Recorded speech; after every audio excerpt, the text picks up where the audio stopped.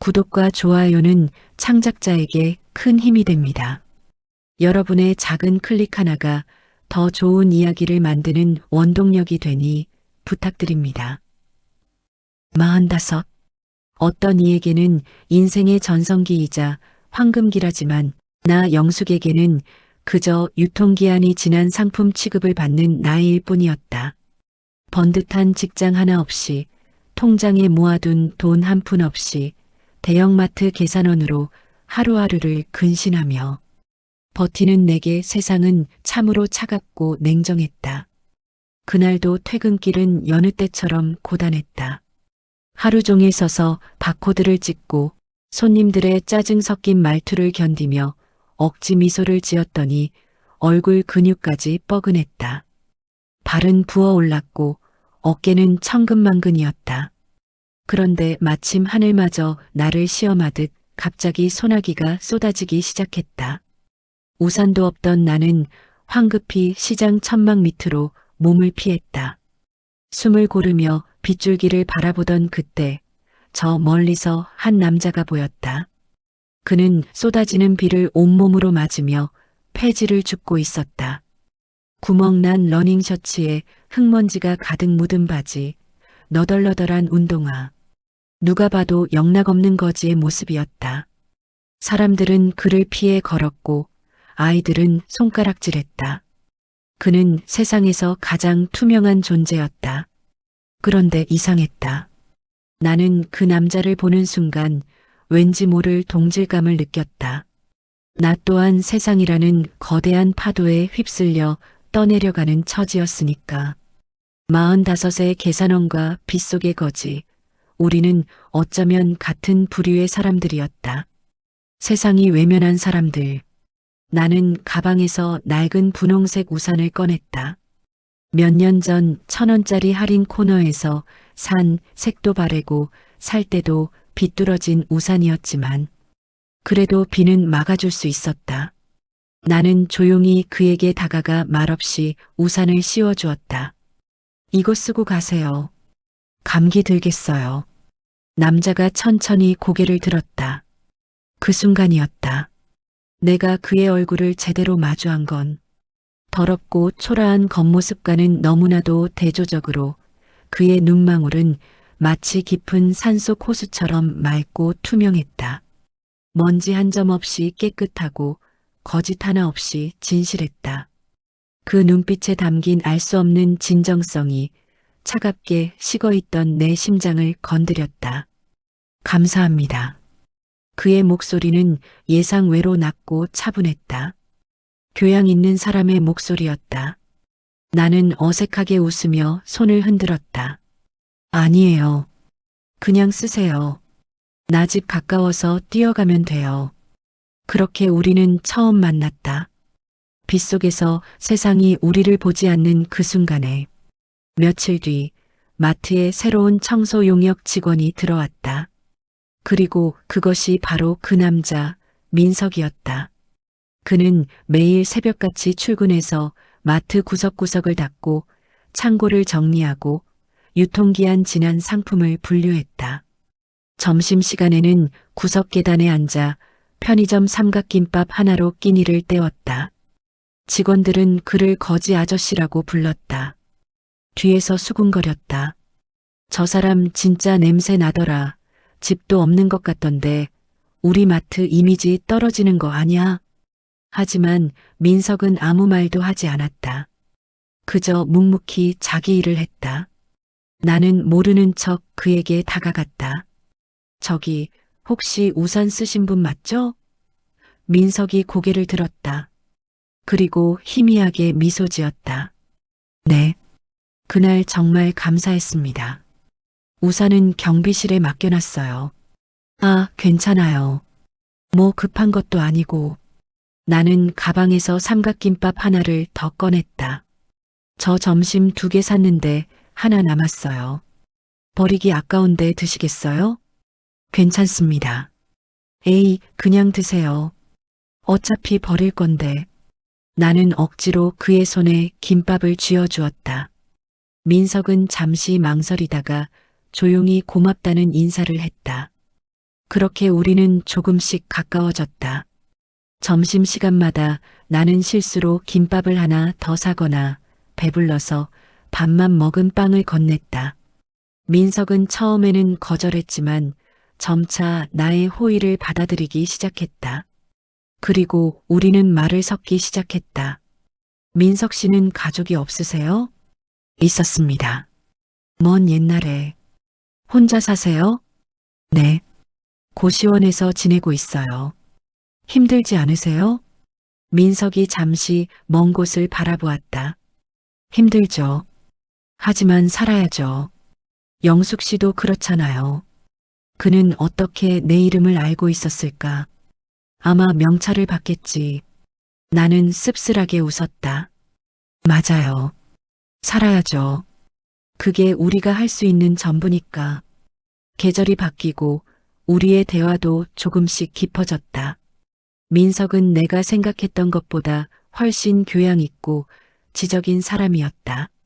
그는 책을 많이 읽었고 세상 돌아가는 이치를 꿰뚫고 있었으며 무엇보다 사람을 대하는 태도가 진실했다. 나는 점점 그에게 끌리고 있었다. 아니, 어쩌면 의지하고 있었는지도 모른다. 어느 날 저녁 퇴근길에 민석이 조심스럽게 물었다. 영숙 씨, 시간 괜찮으시면 저랑 잠깐 산책하실래요? 내 심장이 두근거렸다. 45의 나이에 이렇게 설레는 기분을 다시 느낄 수 있을 줄은 몰랐다. 좋아요. 우리는 강변을 걸었다. 석양이 아름답게 물들고 있었다. 민석이 입을 열었다. 영숙 씨, 저는 지금 아무것도 가진 게 없습니다. 돈도 집도 명예도 없어요. 하지만 영숙 씨와 함께라면 다시 시작할 수 있을 것 같아요. 혹시 저와 함께 인생을 살아갈 생각 있으세요? 나는 그의 눈을 바라보았다. 여전히 맑고 투명한 그 눈을. 민석 씨, 나도 가진 게 없어요. 우리 둘 다 가난하고 초라해요. 하지만 그래도 좋아요. 함께 가난하면 덜 외로울 것 같아요. 민석의 눈가에 눈물이 맺혔다. 그는 나를 꽉 껴안았다. 감사합니다, 영숙 씨. 제가 꼭 행복하게 해드릴게요. 우리는 구청에서 조촐하게 혼인신고를 했다. 하객도 축의금도 화려한 예식장도 없었다. 그저 서로의 손을 잡고 새로운 시작을 약속했을 뿐이었다. 주변 사람들은 미친 짓이라고 했다. 45의 거지랑 결혼하다니 정신이 나갔어? 하지만 나는 후회하지 않았다.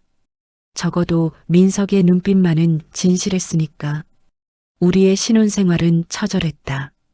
월세 30만 원짜리 반지하 방에서 둘이 살림을 차렸다. 겨울에는 곰팡이가 피어났고 여름에는 습기로 침대가 눅눅했다. 하지만 우리는 행복했다. 적어도 서로가 있었으니까. 어느 날 마트에서 일하던 중 끔찍한 일이 벌어졌다. 30대 중반쯤 되어 보이는 남자 손님이 유통기한이 임박해 50% 할인 중인 도시락을 들고 계산대로 왔다. 이거 어제 샀는데 맛이 이상해. 배탈 났잖아. 죄송합니다만 손님. 이 제품은 어제 저희 매장에서 판매된 적이 없는데요. 로트 번호를 확인해 보니 오늘 입고된 상품이. 뭐, 지금 내가 거짓말한다는 거야? 당장 책임자 불러와. 환불하고 정신적 피해 보상까지 내놔. 내가 변호사 알아. 소송 걸 거야. 남자는 점점 목소리를 높였고 급기야 내 어깨를 거칠게 밀쳤다. 나는 비틀거렸다. 주변 사람들은 수군거리기만 할 뿐 아무도 나서지 않았다. 무서웠다. 눈물이 핑 돌았다. 그때였다. 매장 구석에서 박스를 정리하던 민석이 성큼성큼 걸어왔다. 평소에 구부정한 자세가 아니었다. 등은 꼿꼿했고 걸음걸이는 당당했으며 눈빛은 예리했다. 손님. 민석의 목소리는 차갑고 낮았다. 그 제품의 변질 여부를 확인하고 싶으시다면 지금 바로 본사 품질관리팀에 성분 분석을 의뢰해 드릴까요? 참고로 해당 로트 번호 2024-1215A3의 제품은 어제 공장 출하 시 검수 데이터상 미생물 검사, pH 측정, 관능 평가 모두 적합 판정을 받았습니다. 혹시 손님께서 구매하신 제품의 보관 상태에 문제가 있었던 건 아닌지 확인이 필요할 것 같습니다. 순간 매장이 조용해졌다.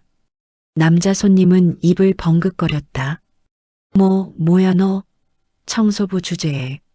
저는 이 매장의 용역 직원이지만 식품위생법 제4조 및 제5조 소비자기본법 제16조에 따라 손님의 부당한 요구에는 응할 수 없습니다.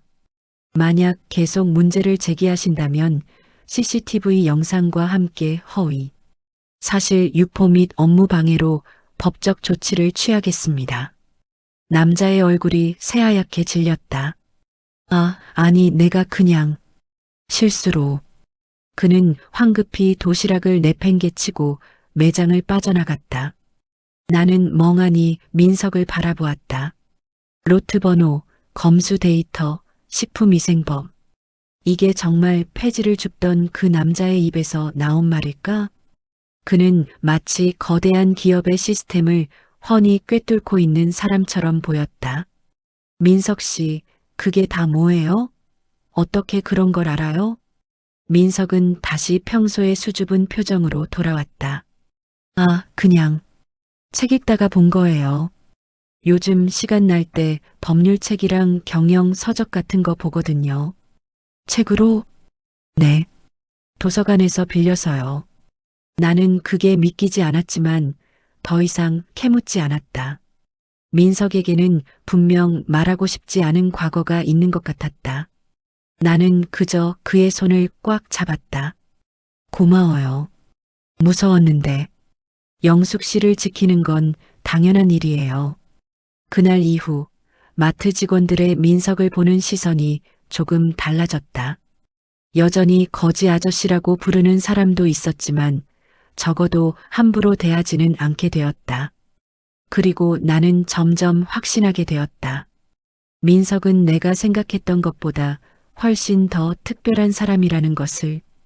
계절이 가을을 지나 겨울로 접어들었다. 찬바람이 매섭게 불어오는 어느 날 저녁, 나는 퇴근 후 현관에 놓인 민석의 구두를 보고 발걸음을 멈췄다. 한쪽 굽은 이미 닳아 없어졌고 앞코는 가죽이 다 벗겨져 하얀 속살을 드러내고 있었다. 심지어 바닥에는 작은 구멍까지 나 있어서 비가 오면 물이 그대로 스며들 것 같았다. 나는 그 구두를 조심스럽게 들어 올려 가슴에 품었다. 그리고 소리 없이 눈물을 흘렸다. 저 차가운 길바닥을, 눈이 내리는 거리를, 이 구멍. 난 구두로 하루 종일 누볐을 남편을 생각하니 심장이 조여왔다. 남들은 거지와 결혼했다며 손가락질하지만 내게 이 구두는 세상 그 어떤 명품보다 고귀한 삶의 흔적이었다. 이것은 포기하지 않고 살아가는 한 남자의 존엄이었다. 나는 결심했다. 이번 크리스마스에는 반드시 남편에게 튼튼하고 따뜻한 새 구두를 선물하겠다고. 하지만 문제가 있었다. 마트 계산원 월급으로는 도저히 괜찮은 구두를 살 수 없었다. 그날부터 나는 비밀리에 이중 생활을 시작했다. 낮에는 마트에서 계산원으로, 밤 10시부터 새벽 2시까지는 24시간 식당에서 설거지와 청소를 했다. 퇴근 후 집에 들어가면 새벽 3시, 잠을 자면 5시간 뒤 다시 출근해야 했다. 피곤에 지쳐 손마디가 부어올랐다. 허리는 끊어질 것 같았고 다리는 천근만근이었다. 그래도 구두가게 쇼윈도에 진열된 갈색 가죽 구두를 생각하면 입가에 미소가 번졌다. 28만 원. 조금만 더 모으면 돼. 하지만 숨길 수 없었다. 민석은 눈치챘다. 어느 날 밤늦게 돌아온 나를 현관에서 기다리고 있던 민석이 물었다. 영숙 씨, 요즘 너무 무리하는 거 아니에요? 얼굴이 왜 이렇게 야위었어요? 아니야. 괜찮아. 손 좀 봅시다. 민석이 내 손을 잡았다. 거칠게 갈라진 손등, 빨갛게 부어오른 손가락 마디. 영숙 씨, 정말 괜찮아요. 나 원래 피부 안 좋아요. 민석은 아무 말 없이 내 부은 다리를 주물러주기 시작했다. 그의 손길은 따뜻하고 부드러웠다. 영숙 씨, 이러지 마세요. 제가 더 열심히 벌어올게요. 제발 조금만 쉬어요. 나는 민석의 손을 잡았다. 그리고 억지로 웃었다. 아니에요, 민석 씨. 우리 조금만 더 힘내요. 곧 좋은 날이 올 거예요. 나 이 정도는 할 수 있어요. 하지만 믿어줘요. 나 강한 사람이에요. 민석의 눈가가 붉어졌다. 그는 나를 꼭 껴안았다. 미안해요, 영숙 씨. 제가 무능해서. 아니에요. 민석 씨는 세상에서 가장 훌륭한 사람이에요. 그날 밤 민석은 내 손을 밤새 주물러 주었다. 그리고 나는 그의 품에서 너무나 평온하게 잠들었다. 가난해도 힘들어도 우리에게는 서로가 있었으니까. 크리스마스 일주일 전 드디어 목돈이 모였다. 나는 서둘러 구두가게로 달려가 쇼윈도에 있던 갈색 가죽 구두를 샀다. 점원이 예쁘게 포장해주는 구두 상자를 받아들 때 가슴이 뭉클했다. 민석 씨, 크리스마스에 깜짝 놀라게 해줄 거야. 당신이 이 구두 신고 당당하게 걸어다니는 모습 보고 싶어. 하지만 운명은 내 계획보다 한 발 앞서 움직이고 있었다. 크리스마스 이틀 전 아침, 눈이 소복이 내린 새벽이었다. 나는 민석을 위해 따뜻한 미역국을 끓이고 있었다. 그때 멀리서부터 지면을 울리는 묵직한 엔진 소리가 들려왔다.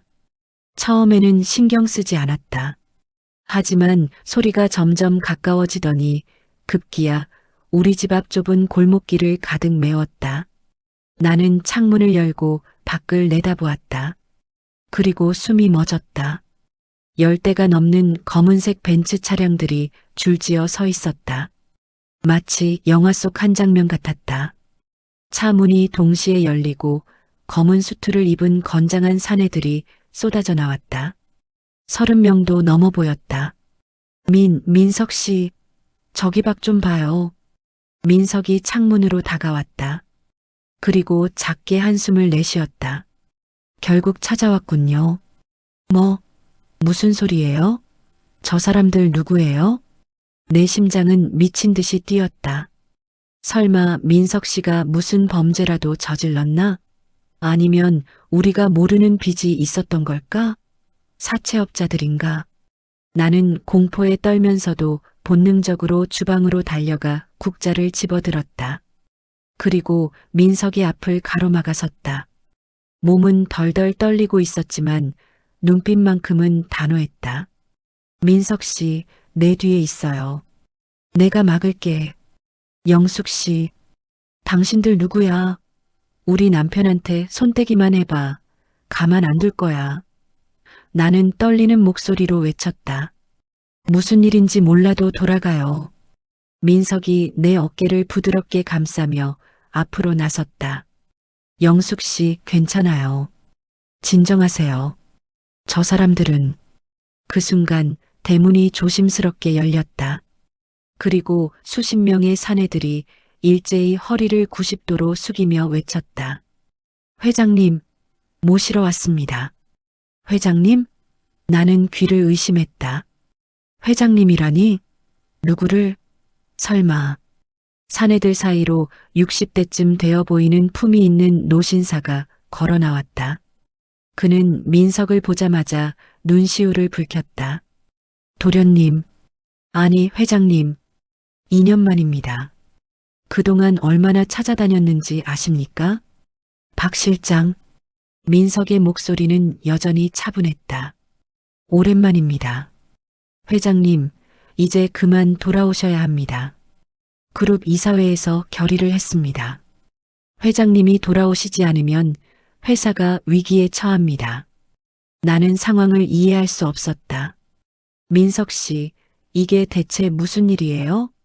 민석이 나를 바라보았다. 그의 눈빛은 미안함과 안타까움으로 가득했다. 영숙 씨, 설명할게요. 제가 사실은 도련님은 대양그룹의 후계자십니다. 박 실장이 대신 말했다. 2년 전 갑자기 모든 것을 버리고 사라지셔서 온 나라가 발칵 뒤집혔습니다. 경찰, 사설탐정, 모든 수단을 동원해 찾았지만 찾을 수 없었죠. 그런데 최근 마트 CCTV에 포착되셔서 대양그룹, 나도 아는 이름이었다. 전국의 백화점, 호텔, 건설사를 거느린 재계 10위권 대기업, 자산 규모만 수조 원에 달한다는 거짓말이죠? 나는 민석을 바라보았다. 당신이 그룹 회장이라니. 말도 안 돼요. 민석이 내 손을 잡았다. 영숙 씨, 저는 민석이 맞아요. 다만 제 본명은 강민석이고 대양그룹의 유일한 후계자입니다. 내 손에서 국자가 떨어졌다. 바닥에 떨어진 국자가 텅텅 울렸지만 나는 그 소리조차 제대로 들을 수 없었다. 머릿속이 하얗게 변했다. 저는 거지랑 결혼한 줄 알았는데 나는 중얼거렸다. 당신이 재벌이었다고요? 영숙 씨, 들어보세요. 제가 2년 전 모든 것을 버리고 떠난 이유는 민석이 설명하려 했지만 나는 그의 말을 끊었다. 지금은 못 들어요. 너무 혼란스러워요. 나는 뒷걸음질 쳤다. 잠깐 시간 좀 주세요. 생각 좀 해야겠어요. 나는 방으로 들어가 문을 닫았다. 그리고 침대에 주저앉아 머리를 감싸쥐었다. 이게 꿈인가? 현실인가? 내가 사랑한 남자가 재벌이었다니. 문 밖에서 박 실장의 목소리가 들렸다. 회장님, 오늘 중으로 본사로 복귀하셔야 합니다. 이사회가 기다리고 있습니다. 영숙 씨가 진정할 때까지 기다리겠습니다. 민석의 단호한 목소리. 서두르지 마세요. 나는 창문 밖을 내다보았다. 검은 차량들 사이로 이웃 주민들이 수군거리고 있었다. 누군가 휴대폰으로 사진을 찍고 있었다. 머지않아 이 동네 전체가 소문으로 들끓을 것이다. 1시간쯤 지났을까? 나는 조심스럽게 문을 열고 나갔다. 민석은 거실 바닥에 앉아 기다리고 있었다. 박 실장과 경호원들은 밖에서 대기 중이었다. 민석 씨, 나는 그의 앞에 앉았다. 이제 말해줘요. 처음부터.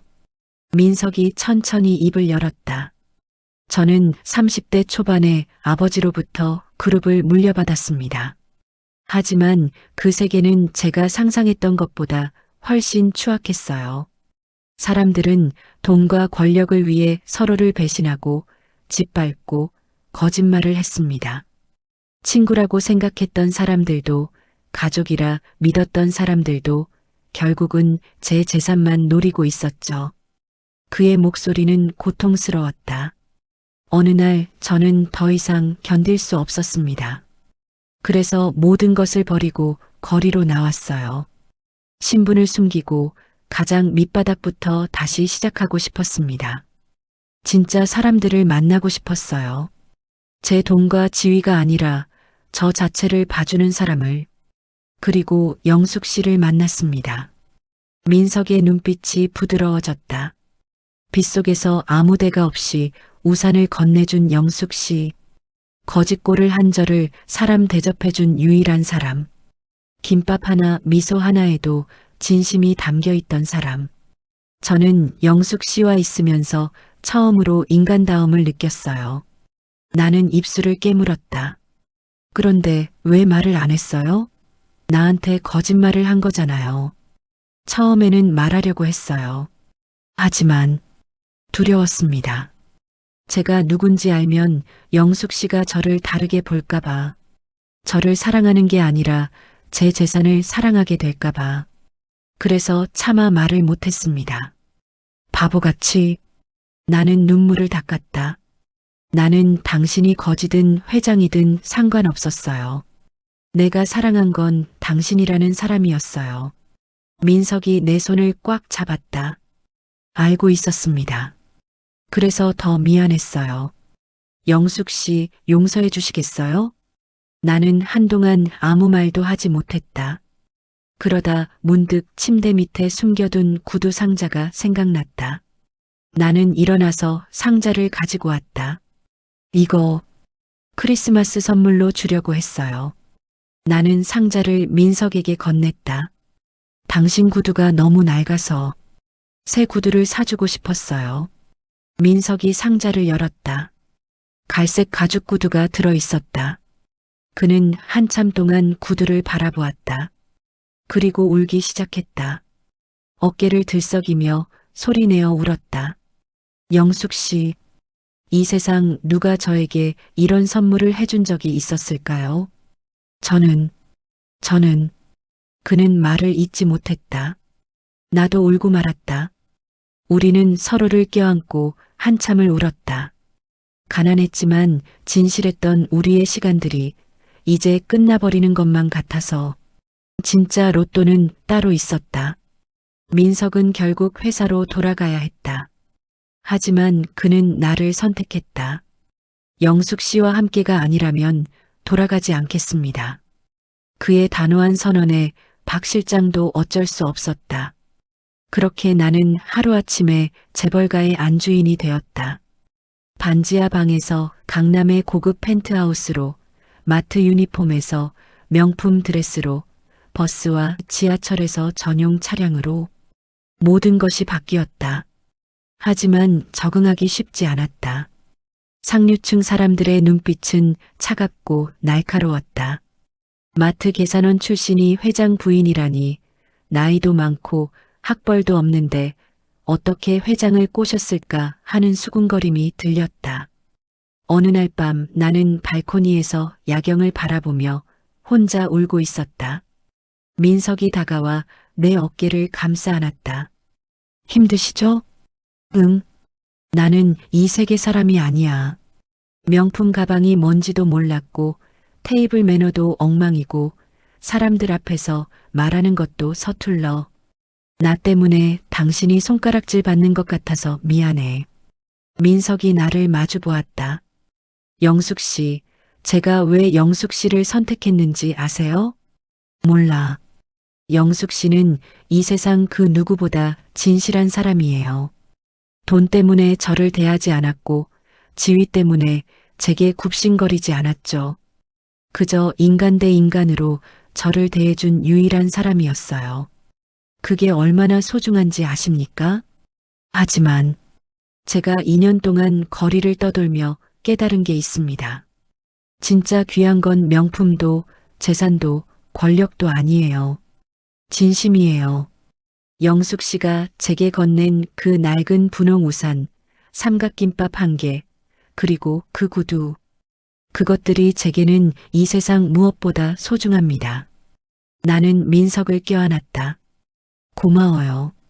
당신을 만나서 저야말로 감사합니다. 시간이 흐르면서 나도 점차 적응해 갔다. 그리고 깨달았다. 내가 바꿔야 할 건 나 자신이 아니라 이 차가운 세계였다는 것을. 우리는 재단을 설립했다. 따뜻한 우산 재단.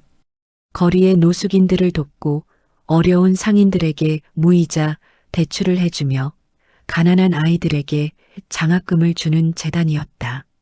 나는 직접 현장을 다니며 사람들을 만났다. 저도 얼마 전까지 마트 계산원이었어요. 여러분의 고통을 압니다. 우리 함께 힘내요. 사람들의 눈빛이 달라졌다. 나를 진심으로 존경하기 시작했다. 민석은 내 옆에서 늘 미소 지었다. 역시 제 선택은 옳았어요. 어느 크리스마스, 우리는 처음 만났던 그 시장 천막 아래에 섰다. 2년 전과 똑같은 장소였다. 민석이 내 손을 잡고 말했다. 영숙 씨, 사람들은 당신이 로또를 맞았다고 말하죠. 거지와 결혼했는데 알고 보니 재벌이었다고. 인생 역전이라고. 맞아. 다들 그렇게 말해. 하지만 저는 압니다. 진짜 로또를 맞은 건 저라는 걸요. 민석이 나를 바라보았다. 제가 얻은 진짜 로또는 당신의 재산이나 외모가 아니에요. 어떤 상황에서도 변치 않는 당신의 진실한 마음이었습니다. 그 마음이 저를 다시 살아있게 만들었어요. 나는 민석의 품에 안겼다. 나도 로또 맞았어. 겉모습이 아니라 진짜 마음을 봐주는 사람을 만났잖아. 눈이 내리기 시작했다. 하얀 눈송이가 우리를 덮었다. 민석이 가방에서 무언가를 꺼냈다. 바로 그 낡은 분홍색 우산이었다. 이거 아직 가지고 있었어요? 물론이죠. 제 인생을 바꾼 우산인데요. 민석이 우산을 펼쳤다. 그날처럼 이 우산 아래에서 함께 걸어가요. 평생 우리는 그 작고 낡은 우산 아래에서 함께 걸었다. 지나가는 사람들은 우리를 알아보고 수군거렸다. 하지만 우리는 개의치 않았다. 중요한 건 서로가 있다는 것, 그리고 우리의 사랑이 진실하다는 것 뿐이었으니까. 그날 밤 집으로 돌아온 우리는 벽난로 앞에 앉았다. 민석이 그 구멍난 낡은 구두를 가져왔다. 이거 버리지 마세요. 왜요? 이제 필요 없잖아요. 아니에요. 이건 제 보물이에요. 민석이 구두를 쓰다듬었다. 이 구두를 신고 걸으며 배운 게 많아요. 진짜 삶이 무엇인지, 진짜 사랑이 무엇인지. 이걸 보면 초심을 잃지 않을 수 있을 것 같아요. 나도 그 구두를 만져보았다. 그래요. 이게 우리의 시작이었죠. 우리는 재단 활동을 더욱 확대했다. 전국의 시장 상인들을 돕고 노숙인 자립 프로그램을 만들었다. 나는 직접 마트에서 일하는 계산원들을 찾아가 그들의 근무 환경 개선을 위해 노력했다. 나도 당신들과 똑같았어요. 하루 종일 서서 일하고 손님들에게 고개 숙이고 퇴근하면 녹초가 되었죠. 우리 함께 더 나은 세상을 만들어요. 어느 날 한 젊은 여성이 나를 찾아왔다. 회장님, 저는 편의점 알바생인데요. 사장님이 최저시급도 안 주고 함부로 대해요. 어떻게 해야 할까요? 나는 그녀의 손을 잡았다. 걱정하지 마세요. 제가 도와드릴게요. 그리고 민석에게 전화를 걸었다. 여보, 노동법 위반 사례가 있어. 법률팀 좀 보내줄래? 하나씩 하나씩 우리는 세상을 바꿔나갔다. 사람들은 우리를 따뜻한 재벌이라고 불렀다. 하지만 우리는 그저 당연한 일을 할 뿐이었다. 10년이 흘렀다. 어느 봄날 우리는 다시 그 시장 천막 아래에 섰다. 이제 이곳은 희망시장이라는 이름의 사회적 기업으로 탈바꿈해 있었다. 어려운 상인들에게 저렴한 임대료로 가게를 내줄 수 있는 곳이었다. 시장 입구에는 작은 동상이 세워져 있었다. 한 여자가 한 남자에게 우산을 씌워주는 모습이었다. 바로 우리였다. 민석이 동상을 바라보며 말했다. 영숙 씨, 그날 당신이 우산을 씌워주지 않았다면 지금의 우리는 없었겠죠. 아니야. 우리는 손을 맞잡고 시장을 걸었다. 상인들이 웃으며 인사했다. 아이들이 달려와 우리를 껴안았다. 이곳은 더 이상 가난과 절망의 장소가 아니었다. 희망과 연대의 장소였다. 그날 저녁 집으로 돌아온 우리는 발코니에서 도시의 야경을 바라보았다. 민석이 나를 껴안으며 속삭였다. 행복하세요? 응, 정말 행복해. 저도요. 영숙 씨와 함께라서요. 나는 고개를 들어 별을 보았다. 그리고 생각했다. 사람들은 나를 보고 신데렐라라고 하지. 가난한 계산원이 재벌과 결혼해서 인생 역전했다고. 하지만 그들은 몰라. 진짜 마법은 따로 있다는 걸. 진짜 마법은 유리구두가 아니었다. 호박 마차도 아니었다. 바로 진심이었다. 서로를 있는 그대로 사랑하는 마음. 그것이 세상에서 가장 강력한 마법이었다. 나는 민석의 손을 꽉 잡았다. 고마워요. 내 인생에 와줘서. 저야말로요. 당신이 제 인생을 구해줬어요. 우리는 포옹했다. 그리고 알았다. 우리에게 필요한 건 더 이상 아무것도 없다는 것을. 우리에게는 서로가 있었고, 진실한 사랑이 있었고, 함께 걸어갈 미래가 있었으니까. 45의 계산원과 거지로 위장한 재벌. 우리의 이야기는 이렇게 시작되었고, 이렇게 계속되고 있다. 그리고 앞으로도 계속될 것이다. 우리가 함께 만들어갈 더 따뜻한 세상 속에서